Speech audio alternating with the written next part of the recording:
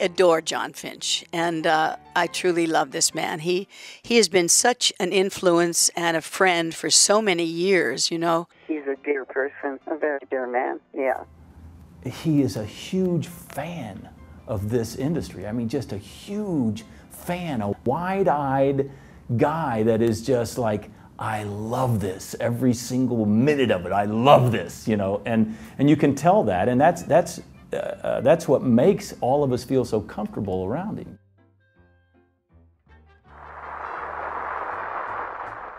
I met Harry Blackstone in Bartlesville, Oklahoma when I was about 6 years old. I was so shy and reserved, and they all thought this would be wonderful training, and Blackstone was looking for a young person like that to perform with him. There were trap doors in the stage floor, and I'd drop through them. Some of my first experiences, probably with the theater, were certainly with Blackstone, and I learned how to look out at an audience and smile.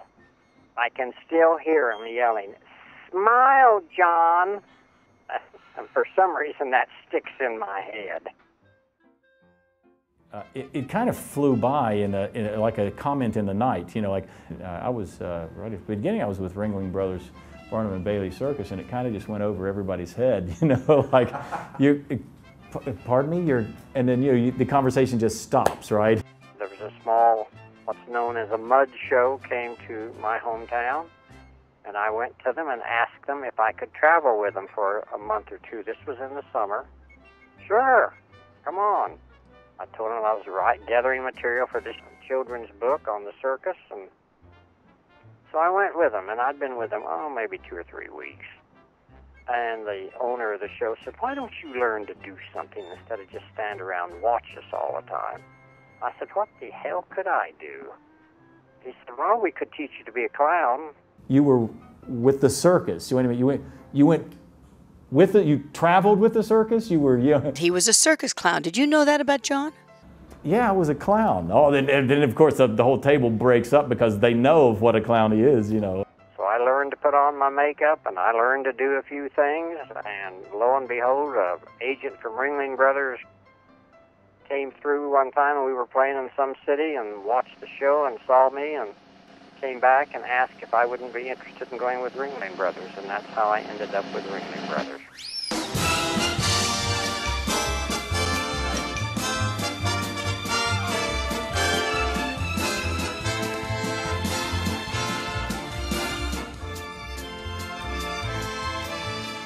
I was a clown maybe 4 years, then I went into public relations.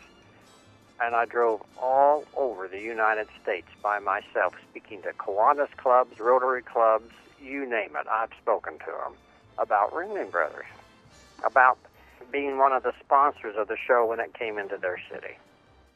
He had seen me do the role of Jean Valjean back in like 1991. After that point, he contacted me and said, "Would you be interested in coming to, you know, do a concert here at the school?" And I said, "Are you kidding? Absolutely." I did see Mark McVeigh and Les Mis. He was the most phenomenal man, has a magnificent voice. I thought, I'm going to get him to come here to do a concert. And he and his wife came. We had the University Symphony with them, and they were so kind and so patient with students, and that means a great deal.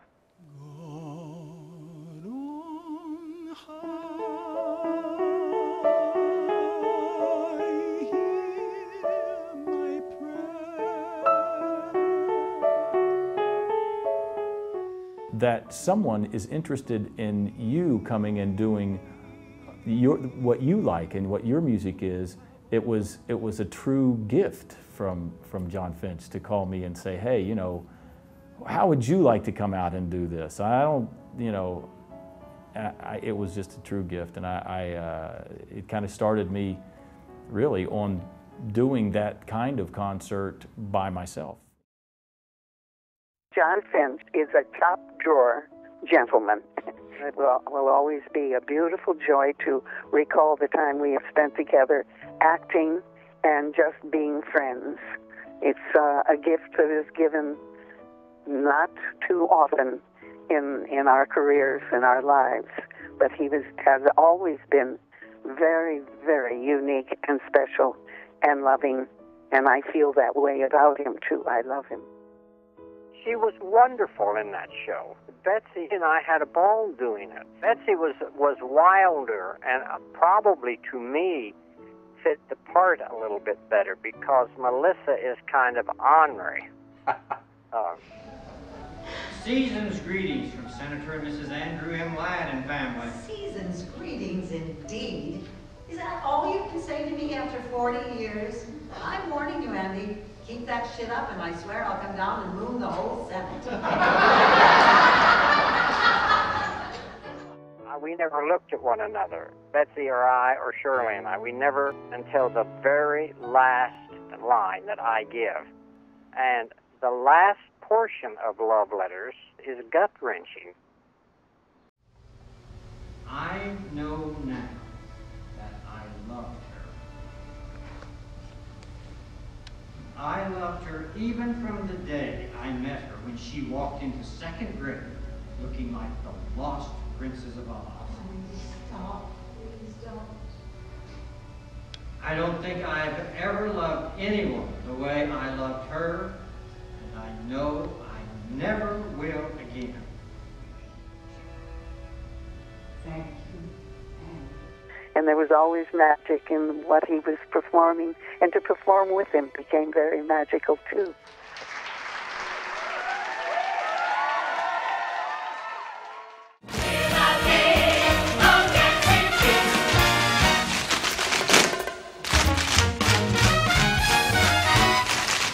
I was in New York and I went to see 42nd Street. And I went backstage and Marty was there. And the first thing he did, he grabbed me and kissed me right on the lips with that damn mustache of his. I first met him, I believe, when Jack and I did Maggie Flynn. He came to see the show. He frequents Broadway. I mean, he did then quite a bit, and he still does, I think, every now and then. But that's when I first met him, and he said to me, "Will you come to Oklahoma and do some shows for me?" And I said, "Yeah, just ask me." Well, he never stopped asking. I must have done at least 5 shows for Jon.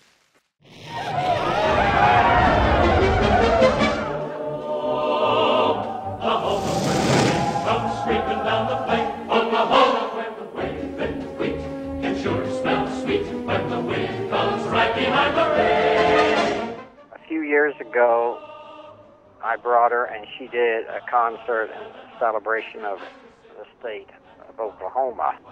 She gave this wonderful concert and she said, "Jon, this is for you." And she sang my favorite song.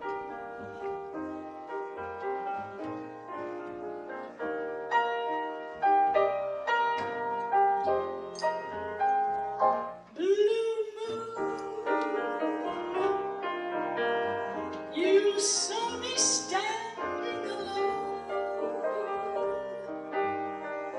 without a dream in my heart,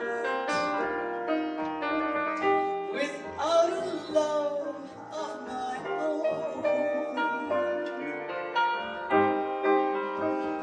Blue moon, you knew just what I was there for. You heard me sing a prayer for someone I really could care for. You know, he was always giving me advice on how to raise my boys, which I thought was so great because I loved that, you know, and he was so interested in my family life as well as my career, which most people aren't. And, you know, my family life is the most important to me. It really is, as much as I love my career. But he was good in every single way. Saying hi to Jon. Hi, Jon. We love you very much. I'm looking forward to seeing you. Can't wait. I'll be in Claremore, Oklahoma, and then I'll be with you. We will be Shirley Jones's reindeer slaves.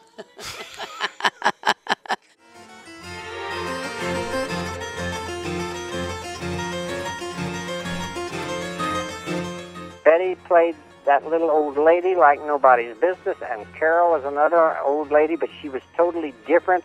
The two characters were as opposite as day and night, but they worked together beautifully. And that show was magnificent. Teddy's killed a man.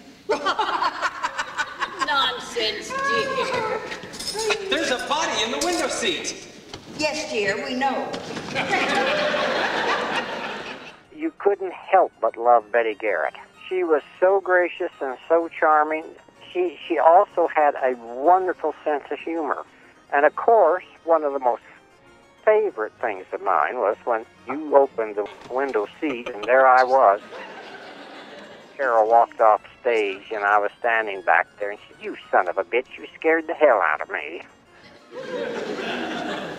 Who can that be? Do you remember that, Michael? You scared the hell out of all of us. Are you trying to tell me you've never seen this man before? I certainly am. Why, this is a fine how do you do. It's getting so anybody thinks he can walk into this house. That's one of my favorite pictures. I have it hanging on the wall.